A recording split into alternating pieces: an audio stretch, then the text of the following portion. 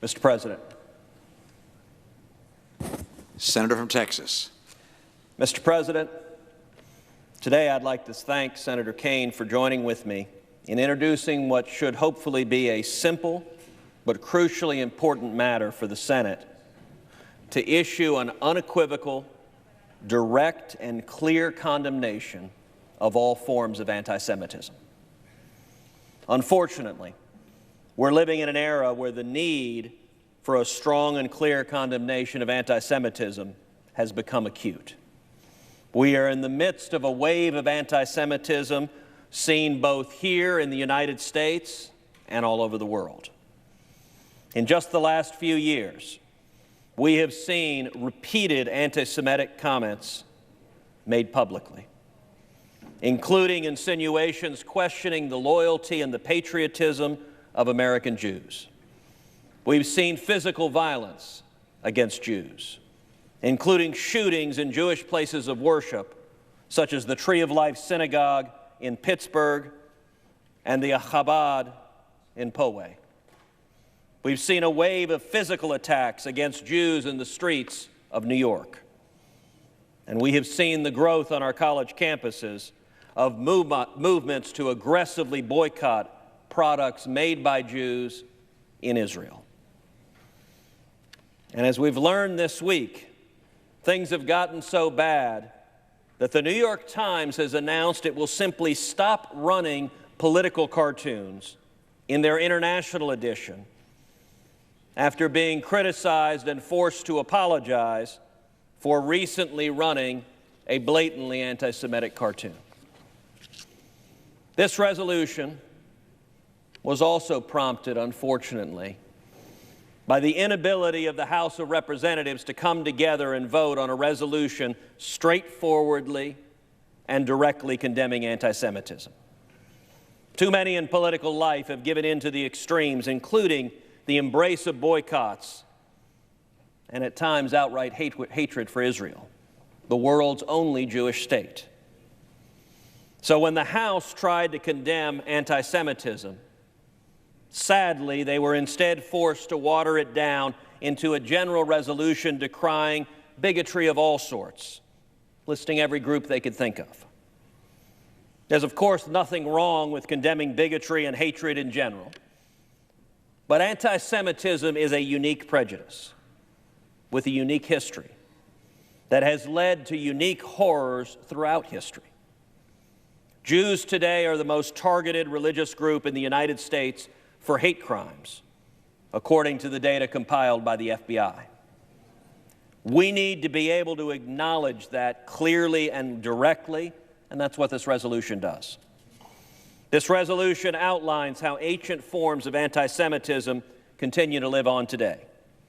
It emphasizes that anti-Semitism is a unique form of prejudice stretching back millennia, and it condemns the modern form of those ancient prejudices. It talks about how anti-Semitism has for centuries included exactly what we're seeing here today, including physical attacks against Jews, including attacks on the loyalty of Jews and accusations of dual loyalty, campaigns to boycott, to confiscate, or destroy Jewish businesses, and accusations that Jews use money to purchase political power. These are all false and vicious slurs. This resolution also speaks to the unique prejudice Jews here in America experience, which we must acknowledge. I'd like to read one clause in particular in the resolution. Quote, "In the United States, Jews have suffered from systematic discrimination in the form of exclusion from home ownership in certain neighborhoods, prohibition from staying in certain hotels, restrictions upon membership in private clubs and other associations, limitations upon admission to certain educational institutions, and other barriers to equal justice under the law." This is a shameful legacy, and it makes it all the more incumbent that we as a Senate speak in one voice and stand resolved that the United States condemns and commits to combating all forms of anti-Semitism. Mr. President, this bipartisan resolution has 56 co-sponsors, including 14 Democratic senators. I am particularly grateful to Senator Kaine and his leadership, which has been pivotal in bringing us together to speak united with one clear voice. And I'm hopeful that just moments from now, the Senate will come together, will pass a clear denunciation of anti-Semitism 100-0, so that we are clearly understood and clearly heard. With that, I yield to my friend, Senator Kaine. The senator from Virginia. Mr. President, I applaud my colleague for reaching out to see if we could work together on this important resolution, a resolution that, coming to the Senate in 2013, as did my colleague, neither of us believed we would need to stand on the floor of this body to introduce. In August of 2017, students and their families had just arrived in the town of Charlottesville to move into the University of Virginia. A close friend of mine, Rabbi Jake Rubin, is the Hillel rabbi at the University of Virginia.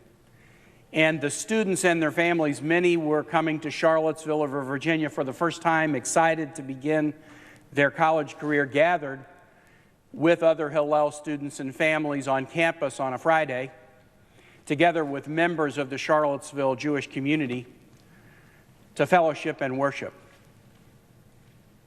Soon they heard chants outside of the place where they were worshiping, and they saw individuals dressed in a sort of a uniform of khaki pants and white shirts, carrying torches and marching. They were marching at something that was a two-day rally billed as a Unite the Right rally.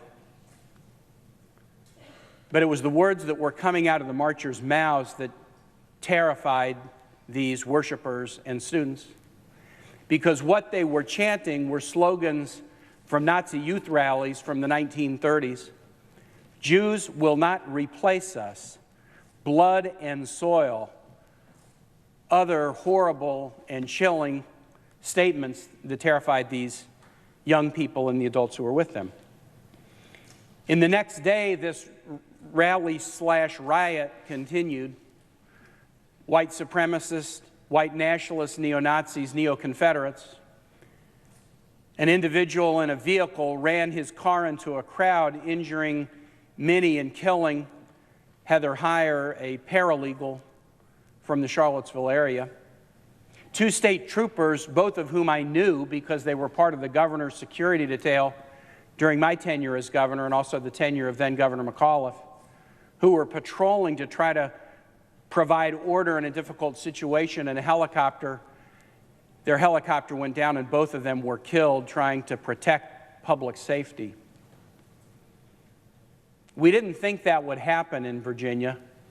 We didn't think that would happen in the hometown of an archetypal American political leader who believed that the First Amendment's guarantee of freedom of religion was one of the most important things about our country, that you can worship as you like or not and not be preferred or punished for the choice that you make. And yet it did happen, Virginia. It did happen in our country. This day was a day that extended a long history, as my colleague mentioned, of anti-Semitism in the country. Lynchings, the Leo Frank lynching in Atlanta, Georgia in the early 1900s. Jews wrongly accused of crimes and then killed, crimes that they didn't commit. American boycotts of Jewish businesses in Michigan in the 1930s, restrictive covenants that prohibited Jews from moving into certain neighborhoods, restrictions on access to country clubs, educational institutions, bars that made it difficult to become members of certain professions. And even in addition to formal restrictions, a culture of intolerance, a culture of segregation that treated Jews as not fully equal in this land of equality. I had hoped that those days were behind us. But it's not just Charlottesville. There's a Jewish day school, the Gesher Day School, a few miles from here in Virginia, that experienced bomb threats in 2017 and 2018. The Jewish Community Center in Fairfax, Virginia has been repeatedly defaced with Nazi graffiti and anti-Semitic graffiti, and in a heartening sign when that happens, the faith communities of Virginia, Christian, Muslim, Jewish, Hindu, Baha'i, gather to scrub the graffiti off, and yet this hasn't happened just once. It happens over and over and over again. The shootings at the synagogue in Pittsburgh in California, the assassination of Jewish senior citizens at a senior center in Overland Park, Kansas, near where my parents live. The uptick in reported hate crimes against Jews, as my colleague mentioned, the biggest source of victims of hate crimes directed against any religion in this country are directed against Jewish Americans. And so we stand at a time where, regardless of where it comes from, regardless of who perpetrates it, we have to acknowledge that it's real, that it's dangerous, that it's growing, and those of us in leadership positions have to be able to stand against it as firmly as we can. And so I applaud my colleague for reaching out to see if we could work on this together. This is a topic that could be used for partisanship, that one side could point at things that folks on the other side said that they didn't like, and Senator Cruz and I talked about that, but what we realized is this is just too important an issue to get it bogged down in partisan politics, that the clear and present danger felt by members of the Jewish community and the escalating rhetoric against Jews in many parts of the country and around the world is something that would call for a bipartisan response, a clear condemnation, and also a Senate commitment that as a Senate we will do all that we can to combat anti-Semitism so that we can be true to the equality principle that's our nation's North Star, so that we can be true to the freedom of religious worship that is enshrined in the First Amendment, and it's in the First Amendment for a very important reason. And so I applaud my colleague, and I hope it is the pleasure of this body to accept the motion that he will soon make, that by unanimous consent we pass this strong statement of where the Senate is on this most important topic. And with that, Mr. President, I would yield the floor back to my colleague from Texas. Mr. President, I thank my friend from Virginia for his powerful and eloquent remarks decrying anti-Semitism and imploring all of us to stand united with one clear bipartisan voice, Democrats and Republicans all on the same page, 100-0, saying anti-Semitism has no place in the United States of America. With that, I ask unanimous consent that the Judiciary Committee be discharged from further consideration and the Senate now proceed to S-Res 189. The clerk will report. Senate Resolution 189, condemning all forms of anti-Semitism.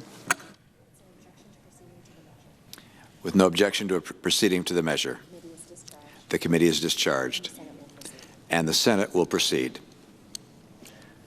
Mr. President, I ask unanimous consent that the resolution be agreed to, the preamble be agreed to, and that the motions to reconsider be considered made and laid upon the table. Is there objection? Without objection, so ordered. Thank you, Mr. President, and I suggest the absence of a quorum. The clerk will call the roll. Mr. Alexander.